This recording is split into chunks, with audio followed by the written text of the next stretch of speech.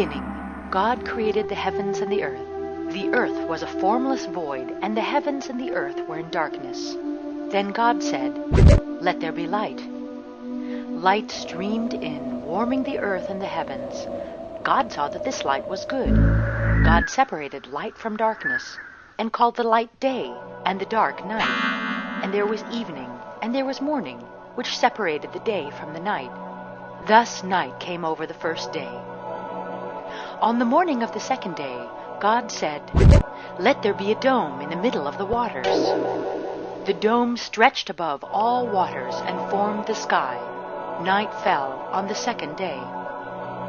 The next day God said, "Let the waters be gathered together, and let dry land appear." And so it was. God called the dry land earth, and the waters seas, and saw that it was good. "Let the earth bear fruit," said God. And immediately plants and trees of all kinds filled the earth. The earth became rich and green. God saw that this was good, and night fell on the third day.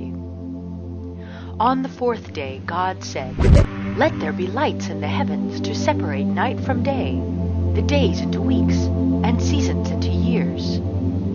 God created two lights, a greater and a lesser, and set them in the sky to be the sun and the moon. He also created the stars, and set them above with the moon. The sun rose on the fifth day, and God said, "Let the earth bring forth living creatures, in the air and the seas, and on dry land." Creatures of all shapes and sizes began to fill the earth, and God blessed them by saying, "Be fruitful and multiply, fill the waters in the skies and the land." God saw that this was good, and night fell on the fifth day. On the morning of the sixth day, God created man in his image, and called him Adam. From one of Adam's ribs, he created the first woman.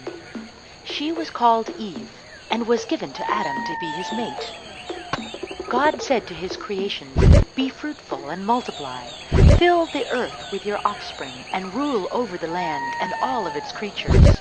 Every plant that bears fruit, and every creature on this earth is for you." And God saw that all of this was good. On the evening of the sixth day, God had finished with the creation of the earth. On the seventh day, God rested after all the work he had done. He blessed this day, and called on all of his creations to rest on the seventh day of every week. The earth he created was a paradise, where Adam and Eve and all God's creatures lived in perfect harmony. This was the Garden of Eden. In the center of the garden, God planted a large apple tree. He said to Adam and Eve, "All of what you see is yours, but I forbid you to eat the fruits of this apple tree. Promise me that you will never touch them." Adam and Eve promised quickly and didn't think about it again. Until one day, when Eve was alone, a snake came to her and spoke. "Why don't you eat one of those apples?" he said in a low voice. "Certainly not. We have made a promise to God not to touch that fruit," said she. "But surely you realize that those apples give whomever eats them great wisdom and knowledge. Surely God would want his creations to have this." The snake went on and on until Eve could no longer resist. She ate a bite of one of the apples and gave one to Adam, who also ate. Suddenly Adam and Eve possessed great wisdom and knowledge, just as the snake said they would. They immediately realized that they were naked. This made them ashamed, and they quickly covered themselves with leaves. God came to them later that day. He noticed that they were no longer naked. "You have eaten the fruit I forbade you to eat." "It was Eve. She gave me the fruit to eat." "It was the snake. He tempted me so I couldn't resist." God was furious. He sent them out of the Garden of Eden forever and cursed them as they were leaving.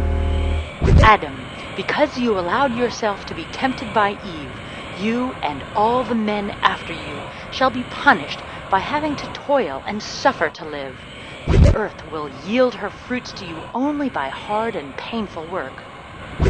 Eve Because you allowed yourself to be tempted by the snake, you and all the women after you shall be punished by having to bear children in great pain, and you shall be the servant of your man. Snake, because of your wicked act, you shall be punished by having to spend your life on your belly. You and all of your offspring shall be hated by man. And so Adam and Eve were banished from the Garden of Eden forever. Thus their lives were harder, but they were wiser than all other animals to this day because of the apple they ate.